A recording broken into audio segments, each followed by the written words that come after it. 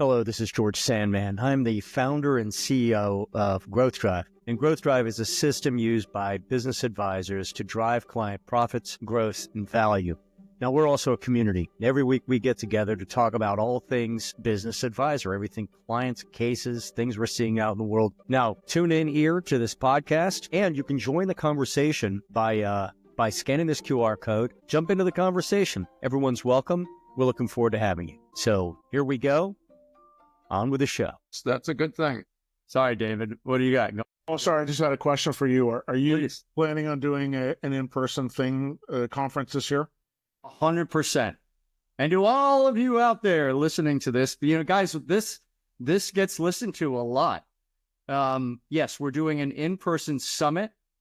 It is October 6th, 7th, and 8th here in Charleston. We're at the Francis Marion Hotel. Why is he holding his hands like that? Because the discounted room block is actually, you have 10 days. So I know a lot of people bring their spouse, their partner, come and play some golf. So this is, we're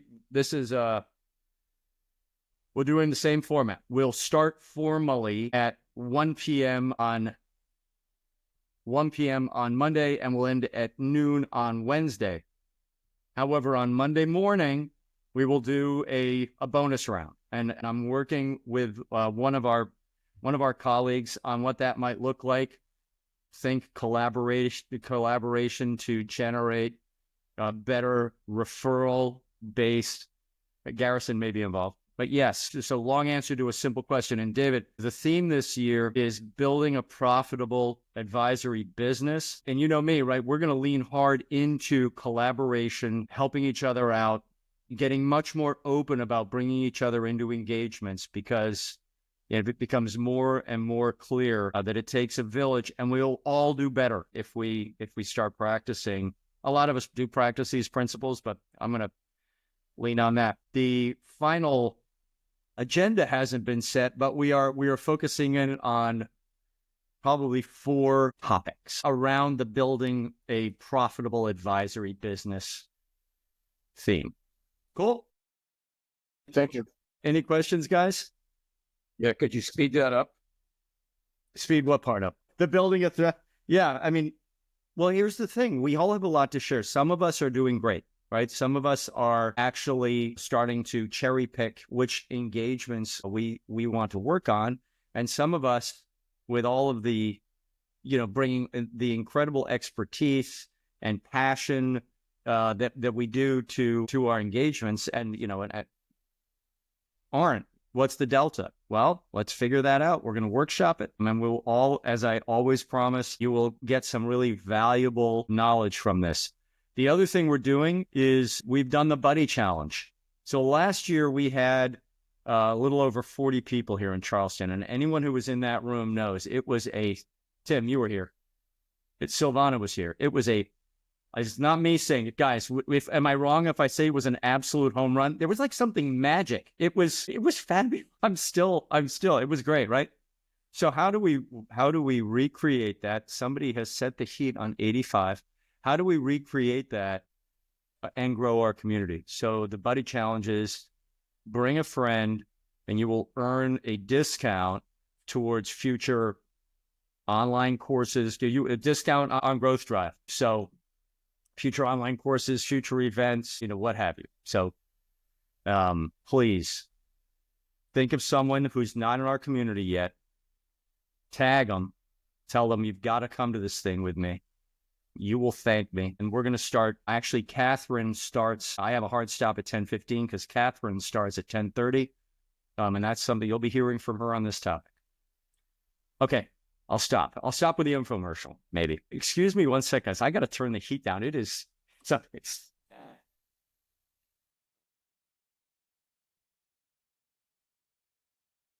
It's going to be 80 at least, I'm sure, where George is this afternoon. Steve, I categorically deny your spurious allegations. Silvana, great to see you. How are you this morning? Good morning. I'm doing great. How about you guys? Nice to see everyone. Steve, guess what's arriving to you maybe today? I haven't gone and gotten the update. Thank you for participating in the course. Tim, I assume that everything's going smoothly for you? Peachy, going faster than I expected. I'm enjoying every minute of it. Awesome. Thank you. I know I've gotten a couple of really kick in the pants emails from you guys. I really appreciate it. Eric, good morning, man. Good morning. How's everyone? Great. Excellent. Happy Tuesday. 9 years ago today, I met Sydney in January 9 years ago, but we actually saw each other again. You know how smart she is? We met. I gave her my card. I'm like, call me. She tore it up and threw it away. So we met again at the by chance 9 years ago today. And sometimes. Well, first of all, it's meant to be. Yeah, well, it's better to be lucky than George, first of all, it was meant to be. The second time is you call, man. If you really want to talk to her, you call. Oh, yeah. Well, we've been kind of inseparable ever since. Anybody who's met her knows that I married up in such a big way. Way out of my Yes, you did. way out of my weight class. Silvana, you're assuming we as guys are smart enough to figure that out, and we aren't. Well, I'm not talking for guys in general, but I'm talking about the gentleman here. You are smart enough to have friends that are female, and you're smart enough to go ask for help. Say that. Now we have a new referral program. Okay, we're gonna leave that alone. You're right, Silvana. We're smart enough. We're just not good at it. Hey, Eric, I saw your note this morning. Yeah. Awesome. Yeah. Future of I think we can talk about it publicly. Of course, it's not a secret. We're George and I think we talked about it on this before, but George and I got into a discussion about the future of the profession, and I've got a real passion for and I've used this analogy before, but the comparison of the financial planning industry and what it was 40 or 50 years ago and what it is now. If we look at that and understand that 40, 50 years ago, there were stockbrokers and there were people saving money, maybe even stuffing it in their mattress. Now there's a whole industry around Ks and wealth planning that didn't exist. There was estate planning 50 years ago, but there wasn't general wealth planning. And now there is 50 years later. What should our profession look like? And we've talked about it on this call a little bit and kicked some topics around. What George proposed and I accepted was setting up a committee to just sort of start to explore that and flesh out some of those things and then bring it back to the community as a whole, and which is important that we do that. And we're going to do that at the next conference. We are working on some of that background information to just organize what are some thoughts around that and get some information so that we can have a really good discussion with the community in October, early October, when we get together in Charleston and really talk about what does the future of this profession look like, and a little bit of where would we like it to go. We won't get to steer it completely because the market will steer it somewhat, but we can point it at least in the right direction and help it move in that direction. And that by doing that actively rather than just letting it happen, maybe we can form it into something like the wealth management has, where they have the recognition in the marketplace and quite frankly, the acknowledgement by business owners as being one of their most valued advisors, which is where we all want to be. Yeah. And so, Eric, I think that EPI did a study on this, right? They did their 2023 survey, and they found that the financial advisor / wealth advisor is now the number one advisor. And in 10 years, it went from CPA as the number one trusted advisor to the financial planner. And there's some demographics around that, guys, just as you're absolutely right, Michael.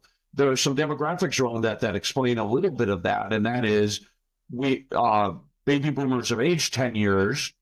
Everyone's aged 10 years in that time. And more of them are reaching out to their financial advisors because more of them are getting closer to that time frame, right? That's one of the reasons.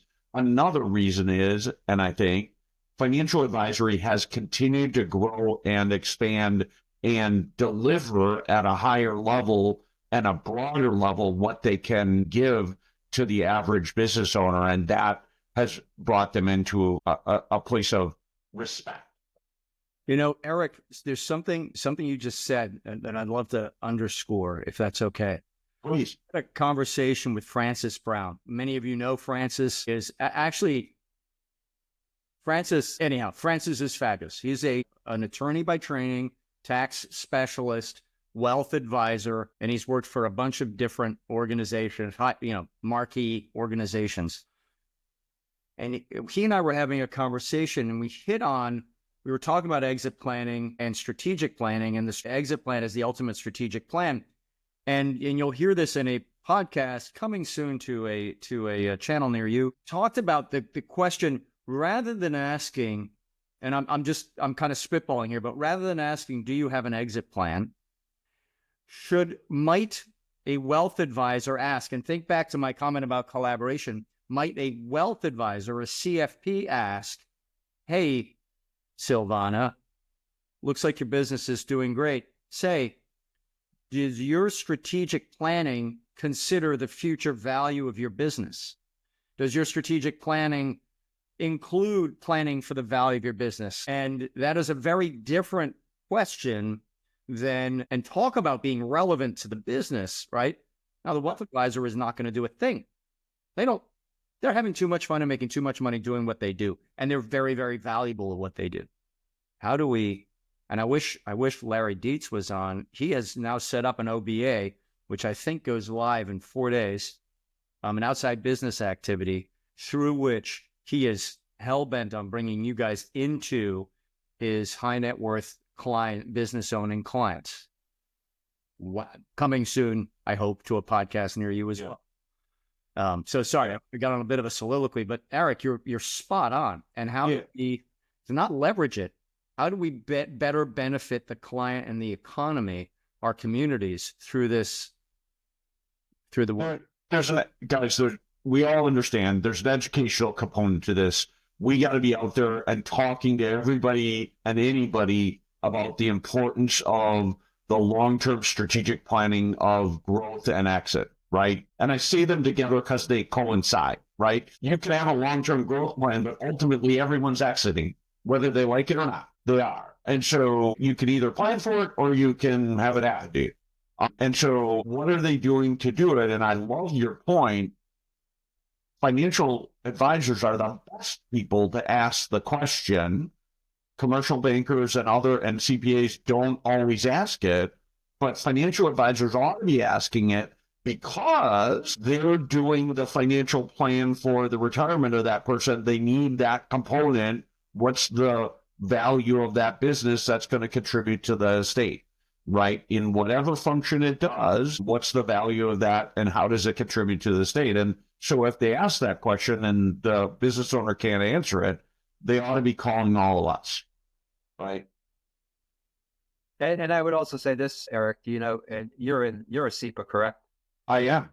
Okay, so you know that the population of SEPAs is pretty much mostly investment advisors. It's north of 70%. So they have taken the initiative to study this and to get training. So that's I think that's maybe what has catapulted them to the top position, because they're talking to their clients about this stuff. Now, they may not be able to implement and actually do some of the exit planning work, but they certainly are talking to them about it, and they're putting it on their radar screen, and they're conversing with them, and they're making it relevant. So they have taken that initiative to get educated in the area. Right. It's exciting to me. At first, I looked at it and said, what's wrong with this picture? All these financial advisors are getting into this, and they can't do the valuation for the most part in an adequate way. Simplistic tools to do that. And they certainly can't, in most cases, do the work to actually move the value of the business and actually get the business side to where it needs to go. And so I said, boy, what's wrong with this? But actually, I think to your point, Michael, where I've come to is this is a great thing, right? again, crude analogy, sorry, Silvana, but we're at an all-girls school and it's just a few of us guys, right? The growth advisors and the people who are helping grow businesses and ultimately helping exit, it's a target-rich environment. Everybody out there, if all these CEPAs and all these financial advisors are asking this question, they're serving up on a silver platter the thing that we all want, which is to engage with that client and help them change their trajectory, right? We're going to help them move the value of their business ultimately. And then, for some or all of us, ultimately walk through what does exiting that business look like and monetizing the value of that business. And so that's a good thing that it's north of 70% or 80%, because those people are going to serve it up and they've got plenty to do themselves. They're not looking for our part of it, if you will. They're doing their part of it, but they need us, and there aren't very many of us. And there aren't very many of us that are qualified to do it. But Eric, I could tell you what I have seen in my experience with them. Many of them are associated with big banks and larger institutions, right? And so they have inside of their organizations, they do have capabilities to do valuations.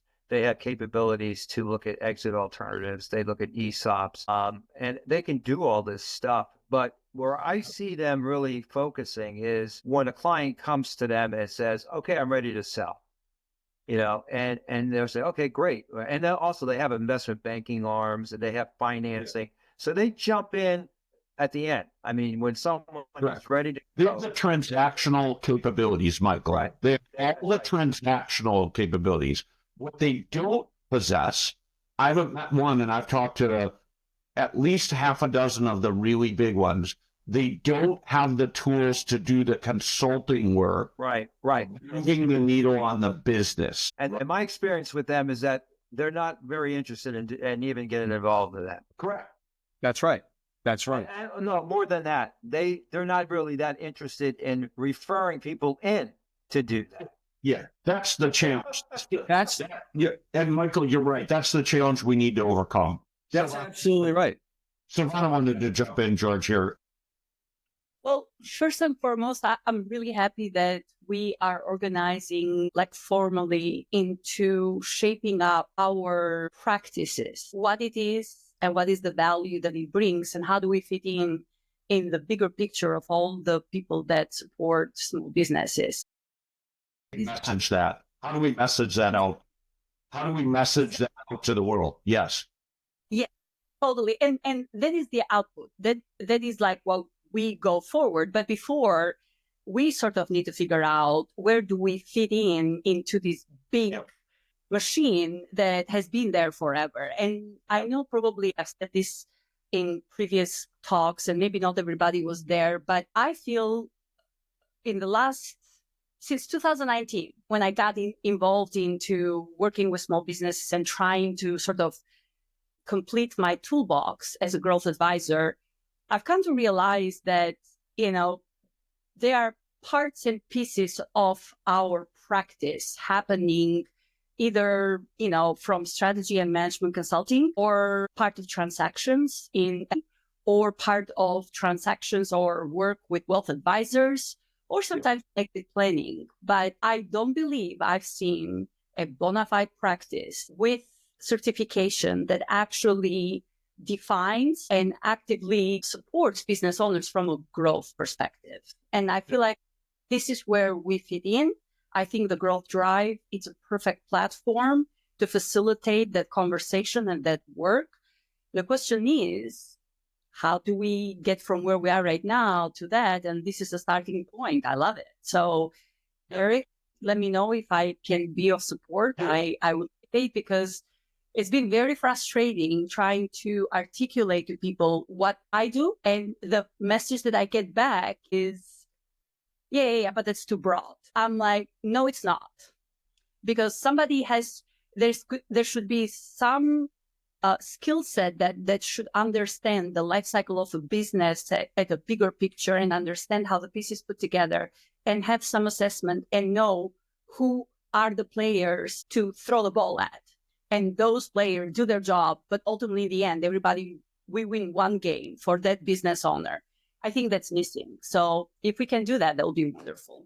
Awesome. And just as a quick response, and Steve, I see, I'm sorry, Georgia, but I see your hand up, Steve. Well, so I just say everyone here is going to help with it, right? George and I and a couple of people are just gathering the information so we can get it organized, so we can have a discussion as a community. We're not making the decisions. We're simply, you can't have 30 people on a committee, you never get anything done, right? We all understand that. So we're just doing the work that any of us would do to sort of get it all organized for the discussion. So hopefully, yeah. So we'll have that discussion as a group. And we want the input of the whole group. It'll be a better discussion because we've got the information organized to go into that discussion, right? That's the work we're doing right now just to get ready for the fall. Steve, you had a comment. Silvana, I feel your pain or your situation, whatever it is, but I was having a conversation with a business coach yesterday. I guess he was humoring me.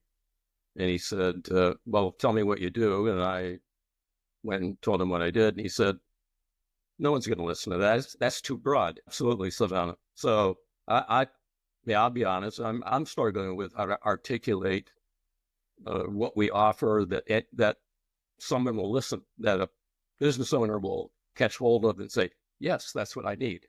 I mean, we're a hell of a lot different than in 90 days you can lose 50 pounds. Well, yeah, and it comes down to, and I'm just spitballing. How you're trying to grow your business and you know how you're trying to grow your business, but you can't. I understand how to make that growth actionable. I understand exactly what levers to pull.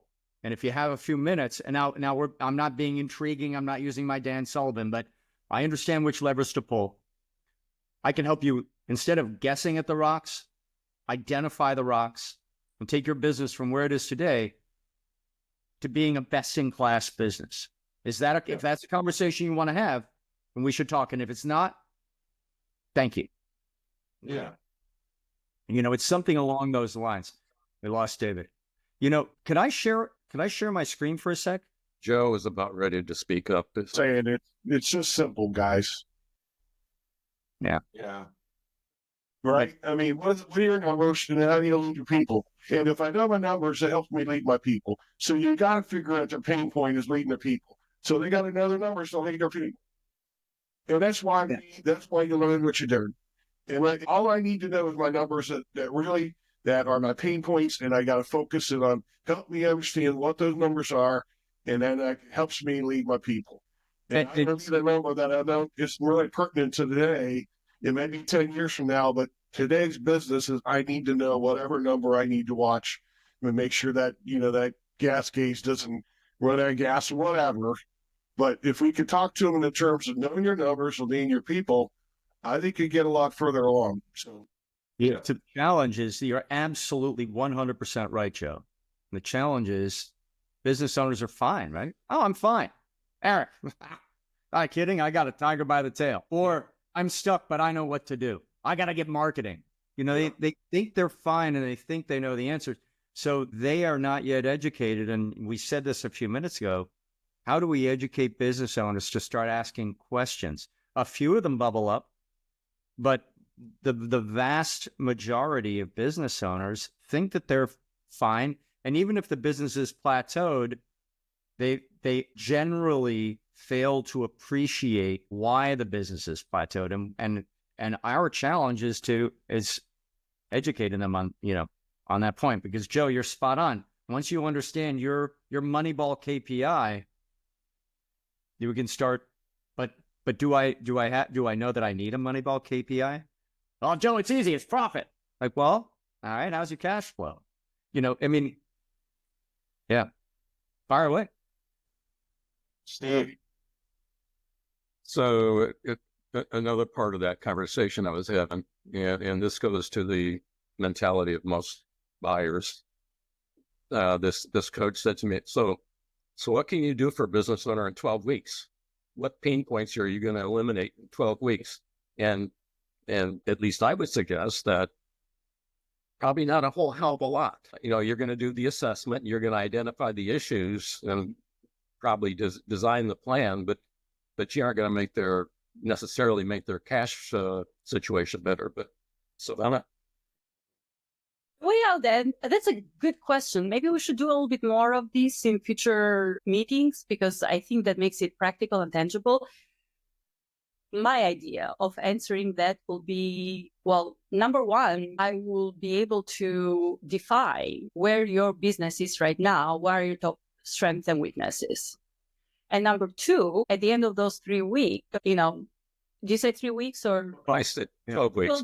Yeah, pick a number. At the end of the weeks, we would be able to have a strategic plan and full alignment on the path forward. I think at this particular, and potentially identify who can help you with your top 2 problems. So then I agree with what you're saying. He or she is still not sleeping well at night because nothing really changed. Yes, but understanding precedes any solution. So very often, if he's not willing to really truly get that you cannot throw darts without knowing where to send the darts, then probably he's not ready to be our client. Qualification. I love that, Silvana. Qualification.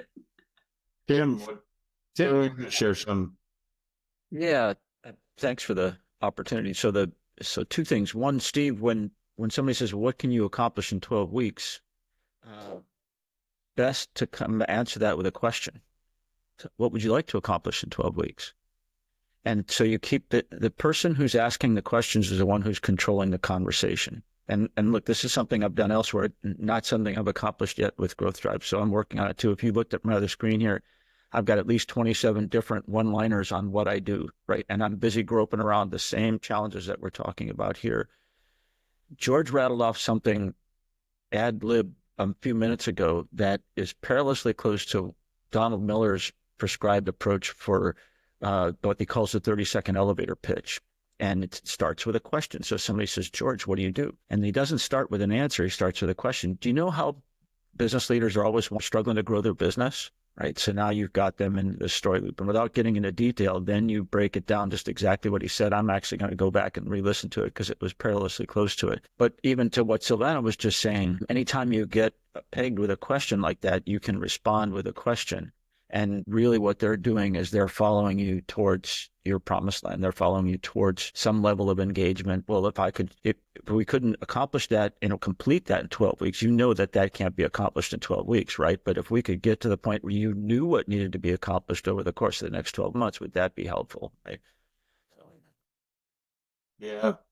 That's interesting side note, guys. I don't know if any of you caught it, but yesterday in the Wall Street Journal was an article on a Swedish study that they did talking about saving for retirement. And they looked at the group of people, and the problem they had in encouraging people to save more for retirement was, and they paralleled it to taking a trip. If you go on a trip somewhere, I'm in Wisconsin, if I'm trying to go to Florida, it seems to take forever to drive to Florida on the way there because of the uncertainty and because of the anticipation of what you're trying to get to. But when you drive home, it seems to go much faster. Same distance, different perception, right? And what they said in this study was, if they could get people to think about the future and look back to the present, they can overcome the uncertainty. So just an interesting side point here.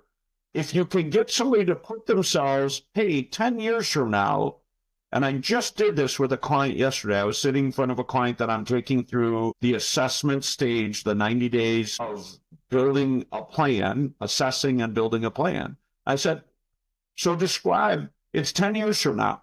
Describe what your life looks like. What are you doing?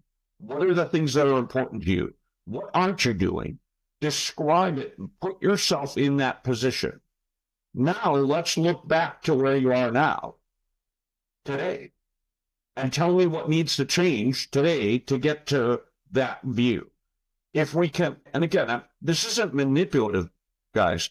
This is about helping people perceive what they don't understand right now until they put themselves mentally in that future state and go, oh my gosh, I don't have any money in my account. I need money. Like, how am I going to live? What's, and that realization hits them because right now they're thinking that's 10 years from now. I'll worry about 10 years from now, 9 years from now. Right. That's what they do. Yeah. It is. That's the Dan Sullivan question. Imagine it's 3 years from now, and what has to happen now to get to that point? For sure. And Steve, your comment before, they all wait until the end. They're running hard on the treadmill, and somebody says to, guys, if you take a stress test for your heart, they tell you, tell me 1 minute before you're out of gas that you're going to stop running. That is the hardest thing to do, guys. It's the hardest thing to do to say, oh, in 1 minute, I'm going to be too tired to run anymore. Right? And so think about business owners. They're running a business for 30 years. They've built this thing. They're going. All they know about is going. And then all of a sudden, one day they go, you know what? I'm kind of tired. I'm going to take my foot off the gas. And instead of planning for that and being prepared for that and walking in and saying, I know in 5 years I'm going to be tired. I don't know if it'll be 4 years or 6 years, but about that, if I had a plan and I was ready, now I can take my foot off the gas and I don't lose value. They haven't done any of that planning, and so they just take their foot off the gas and go, fix it for me. And to your point, Steve, have it done in 12 or 24 weeks, right? In 6 months, I want to be out, and now there's nothing we can do, right? Or the amount we can move the needle is less, right? The only way we're going to get this to where it needs to be is what the financial planners and the wealth advisors have done to say, guys, you need to be saving. You know you're going to need money in retirement, right? You don't want to be just in that nursing home with nothing to do. You want to be doing stuff, right? Like they've cracked that they've figured out how to get in there and get them thinking about it, right? And they've changed the perception of society to say we have to save and we have to contribute to our 401k. Not perfectly, but they've moved the needle significantly, and we got to move that same needle. That's what this is about. I think Silvana had her hand up first. Yeah. That was fabulous, Eric. Thank you. No, if somebody, I mean, I want to address what it is, but if George wanted to say something, please go ahead, because I know you were trying to say earlier. Okay. So this conversation is very lovely today. I read an article. Tim, what you just said earlier sort of triggered this article I read this morning about focusing and about trying to pick apart, certain things and focusing on them. So I think what could be helpful for us is that in order for ourselves to sort of wrap our brains, how do we go to market, or how do we answer all these questions, or how do we get somebody's attention? Maybe what we can do collectively is sort of break down 4 or 5 different entry points, depending on potential scenarios, and then, put everything we do in that lens and solve that problem and take that scenario all the way to conclusion, and then build multiple scenarios. See, Tim said he has got 30. I don't have 30. I've been looking at my avatars. I have 5 or 6 avatars. And even that somebody said, that's too broad. So what that tells me is that I need to go deeper and deeper to get somebody's attention and to make it very sticky. And so maybe what we can do as part of, one of our collaborations is going and saying, okay, let's take a scenario all the way to 2. And how can we narrow it down so precisely that it makes a difference to somebody who's listening to it and they want to know more? Yeah. George, do you have to jump off? Yeah, just in 5 minutes. So we're good. Oh, okay. Joe had reminded me not to hang up on everyone. Yeah, right. Exactly. Yeah, appreciate it. Thanks, Joe. I saw that back and forth. Yeah. Steve, you had a comment. Well, all of this conversation is all the stuff I wrestled with for the last couple of years. But yeah, my tiny little book there, that's what we're talking about. Is the key point that I make is figure out where the hell you want to go, And I did invent that, of course, Stephen Covey began with the end in mind. And once you know where you're headed, then you can make a plan to get there. So if you want to go to Florida, then you need to figure that out. You can't just start off from Wisconsin and head out and expect to get there. As Yogi said, if you don't know where you're going, you might end up someplace else. So, and wherever you are, there you are. Right. I'm not getting it quite right. Right. Wherever you went, and now I won't get it right. it's close enough. Oh, we talk about that in the C3D class on strategy, right? If you don't know where you're going, every path will take you there. Yeah. Yeah. You know, it's funny when we look at, you know, bringing us back to the beginning of our conversation and talking about this committee and the future of our profession. I'm just going to, let's populate everything. You know, Steve, you just hit on it. Here's a draft, right? But we're going to discover the client's strategic intent. And that's actually an exit question. Where does this story need to go? Where do you intend to end up? Then we'll look at the business's strategic capacity through the lens of the 3 dimensions of growth. And we're going to help them increase strategic capacity. And that's the magic of the 3 dimensions is, you know, if you simply want to have an oil-weather business that's easier to run with predictable cash flow, great. If you want a business that you can sell to private equity at top dollar, different animal, great.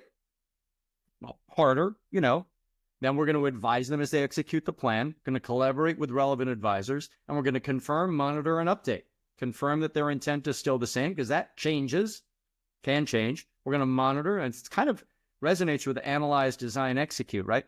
We're going to confirm, monitor, and update as the client moves forward. And if we do all of these things, and wealth advisors, I hope you're listening, you imagine you can run the analysis, you are relevant to all 7 of these, of steps. So, and this is a draft.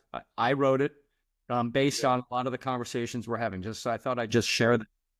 And they converge, George. I love you bringing this up because they converge. The conversation we're having about where's it going, where's the profession going, converges with that. So just also humbly suggest into this conversation, and Tim, I love your comment that you've got, that you're working through a bunch of different things. Look, I've never met somebody who has the perfect pickup line, right? And so the goal to have again, I understand the exercise of having an elevator pitch. I understand the exercise of being able to articulate what you do, but I would humbly suggest to this group better to understand really what you do and be able to deliver that in many different ways based on the situation you find yourself in. What I love, Tim, your comment about asking questions. When I meet somebody, I often start with questions. Who are you? What do you do? What are you trying to do? Right? And by getting them to talk about their, not only what they love and what they're passionate about, but what their desires are. And that was our conversation yesterday with the husband who happens to own the business and his wife. What's great about this? What isn't so great?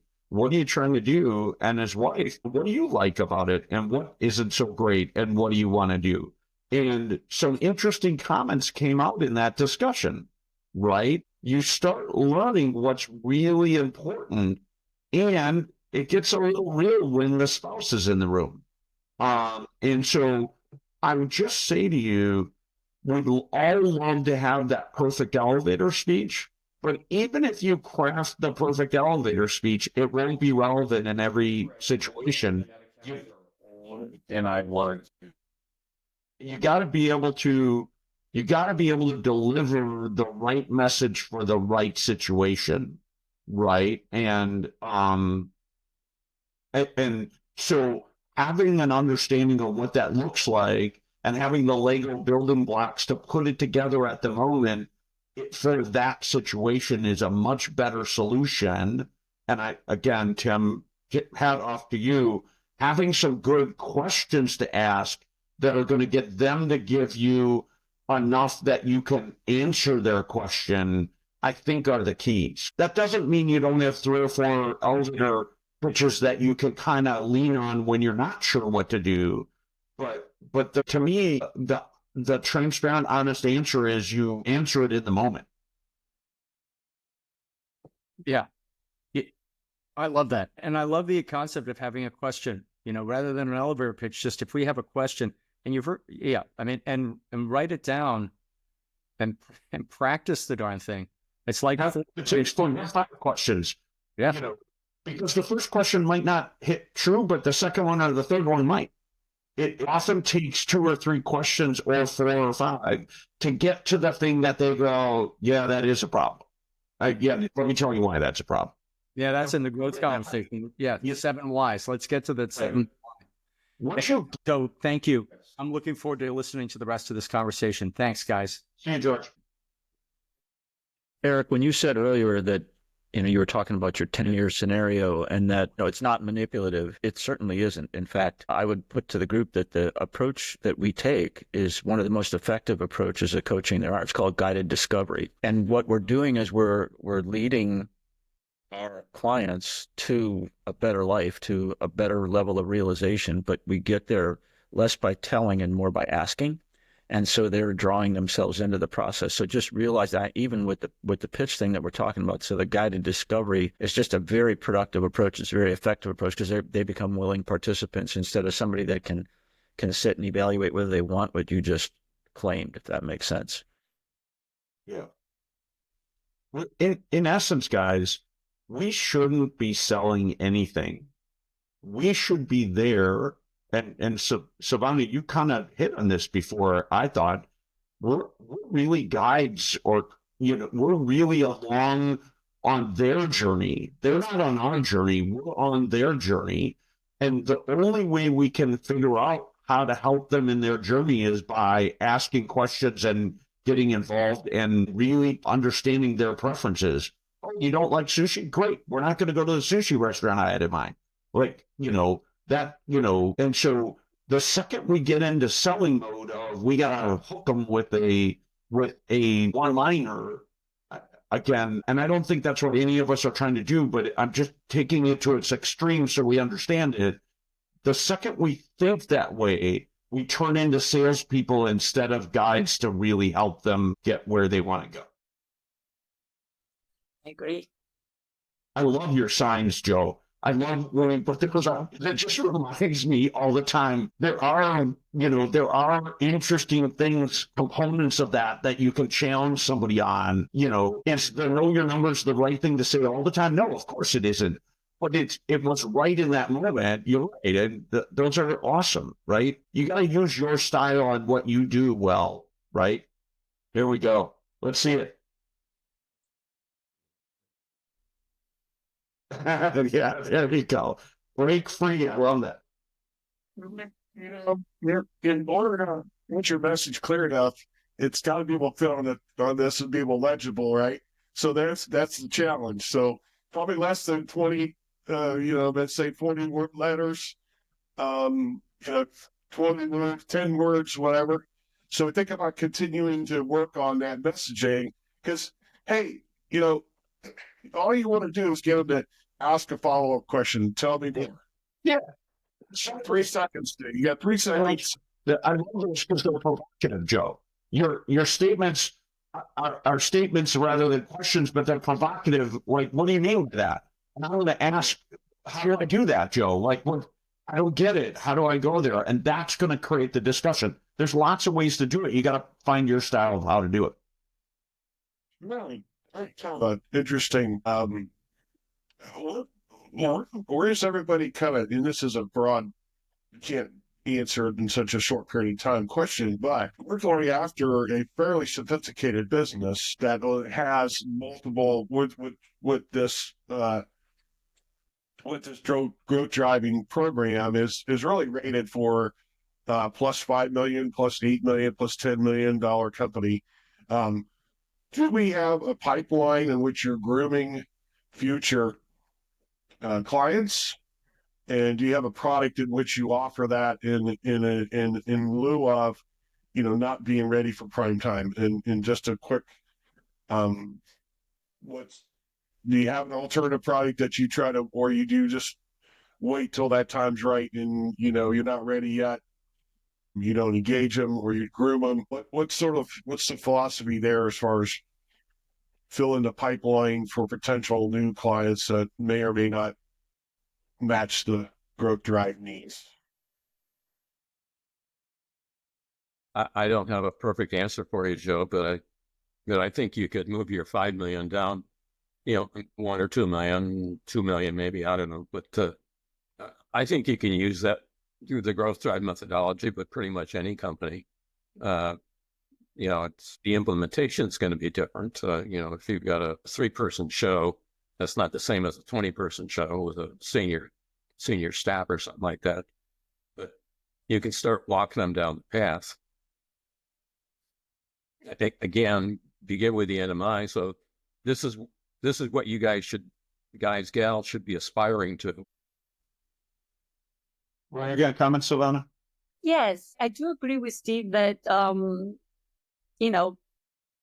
the intent is 5 million above, but I believe that even 2 million above would be a good starting point. You get, enter early. And I think that from that perspective, there is an education component at 2 million, because if we are growth advisors and there is a growth mindset, then 2 million company can learn, or like the business unit decision makers can learn from the growth drive platform and framework to actually grow their business. Now, going about the pipeline, I've been thinking a lot about this, and I think that referrals have been really hard, at least in my area, breaking through the defenses and the feeling like, well, I'm not going to give you my peeps, I don't want you to break my Ferrari kind of thing, is there. And what I've been thinking about is going back to the article that I read today and about being very narrow of targeting the right segment of business owners. I've been thinking about sort of going after segments very narrowly, like without knowing anybody, without waiting for a referral, and just giving that a try and see what the result is. Because focusing only on the referrals, it's wonderful. It is a warm handoff, but it comes with a lot of barriers in trust and in getting people to be ready to give you the referrals. And in parallel, I'd like to try the cold part, where you just put out there, you assess the people based on the very rigorous questions and narrowing down to, are they growth minded? Are they ready to do what they need to do? And so on. And if they hit all those criteria and they're willing to work with you, then go it that way. That's my plan right now. Yeah. I can tell you, Joe, in response, been doing this, I've been running Oak Hill for 16 years now. I do get a lot of referrals. I probably have had half a dozen in the last 3 months. I met with a prospect last week on a referral, and that same investment or that same financial advisor is introducing me to another one this Friday, right? But it took me, the first 3 to 5 years were really hard for referrals because nobody knew. You don't have a brand yet. Nobody knows how good you are. And too many people hang out their shingle as a consultant while they're waiting to find a job. And so they don't know if you're really serious about it, right? At 16 years, nobody's asking that anymore of us. And we've got a reputation. So what we do is, I always say, we meet people 2 ways. The easy referral to us is something's broken in the business and we'll fix it for them, right? And so if they need a brake job or an oil change, we can do that, if you will, analogously, right? We can do that simple thing for them and build trust with the client by fixing something they want fixed. And it's not hard for the client to accept, I got this broken thing and I need somebody to fix it. That often is a way we get in the door, start working with them, build trust with them, do something of value for them. And then as we're doing that, we have the opportunity to get to know them better and understand some things and then point out, hey, would you like, we noticed this, would you like some help with that? Right. And so we grow into the relationship rather than jump into the deep end right away. The other way we get it is by referrals from people who we built that trust with already, the financial advisors, the bankers, the attorneys that already have that trust with the client and they bring us in. So I think you can work both ends of that by finding the smaller chunks you can carve out that don't take as much trust to overcome at the start. Right? That'd be my suggestion. And we, 16 years in, we still have clients that need to start with a small piece. They won't trust us with this right away. They'll only trust us with that. Some people just don't, some people aren't going to jump into the deep end of trust right away. And so you got to meet them where they're at. Yeah, but to your point, in addition to your point, once you've done that little thing for them, now you've built the trust, and then you're free to have any sort of conversation you want without, risk of them telling you go away. And see, even when we take on the big assignments, we strategically plan for some quick hits, even in the big assignment, because we want to make some progress right away that they feel, even in the 12-week thing that they said, we're doing this plan, we're going to fix a few things or point out a couple of things that are easy, low-hanging fruit kind of things that they go, wow, this is going really well.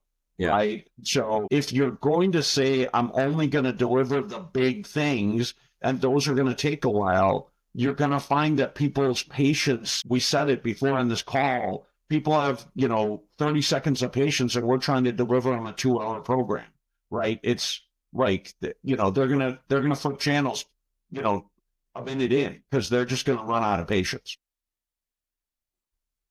Yeah. Did I answer? Going back to some, oh, I'm sorry, Eric, go ahead. Did we answer are we getting to your question, Joe, or not?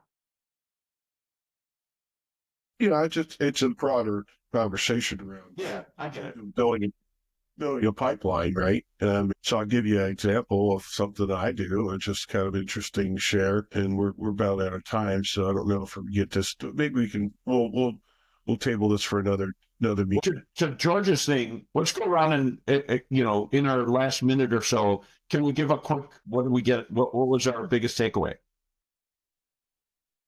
Tim, takeaway from today?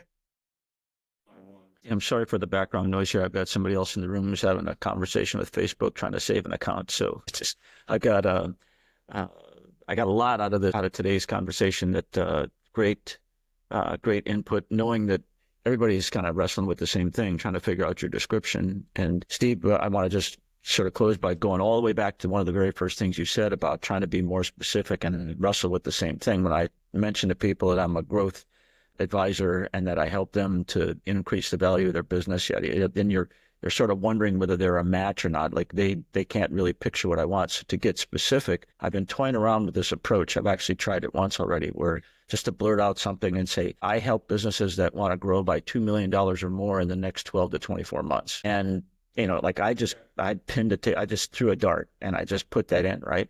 And I thought, okay, well, that gives somebody something they can either opt in or opt out of that. And I might need a little more thought about how to figure out where to size that. But the very first guy I said that to, he's one of my COIs. He said, well, I want to increase my value by $25 million in the next 5 years. So I don't think I'm one of your clients.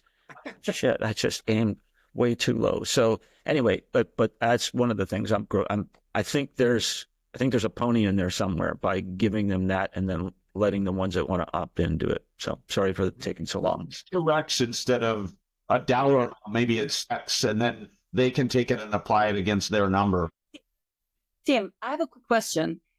When you gave him that I help 2 million, had you had the opportunity to do the quick assessment on his company? You're muted, Tim. I was flying blind. I just took a shot to some moving target. Yeah, I wonder if we can rejigger that, because I think that maybe the 21 question assessment might give us a little bit better understanding on, is it 2 million? But I love your I help with something, I think that it's a good starting point. And just to close this, I love the conversation where we had today, and I love the talking specifically about questions or objections that we hear from people that we're talking to. So I think maybe we can do a rubric every time that covers that. So that's what I got out of it. Thank you for all the input. Eric, I loved your stuff. Tim, loved it. And excellent question, Steve. And Joe, yes, I cannot say enough. Your signs are wonderful. I am your biggest fan. Yeah. Awesome. Steve, what did you take away? This discussion needs to continue. Yeah. Yeah, for sure. Joe, any pearls of wisdom? Once again, I go back, what you really, really want, right? And I do what I love. I love what people I love, making a difference, being compensated fairly, and in time for the passion. So oftentimes on the search for the dollars, we're forgetting about the passions. So stay on the emotional side, as uncomfortable it is. We got to figure out what it is they're running to, not running from. I think I heard a lot of that today. So that was helpful. Thank you. Yeah, I was taking all this in again in this role, in this chair, in this, sort of committee to pull this together. I'm just trying to listen and gather, right? And so there was a lot of fuel for the fire today, just thinking about what some of the challenges that we face are. And it's a good reminder to me to hear some of you who are earlier in your growing your practice. It reminds me of what it was like for me in the first 3 to 5 years, right? It's different than it is for me now at 16 years and speaking nationally and running the Wisconsin chapter for EPI. Those things are advantages that I have that I got to remember that, we all don't look alike. We're all not at the same place, and we're all facing the same challenges, but some of the specific challenges are unique to each of us. So that was awesome. Thanks, guys. Have a great day. Yep. See ya. This episode is brought to you by the Growth Drive Summit. Our theme this year is building a profitable advisory business. Join us in Charleston, South Carolina, October 6th, 7th, and 8th. Expand your network, learn new skills, and generally have a good time. This is a top-rated event. We're looking forward to seeing you there. Thank you.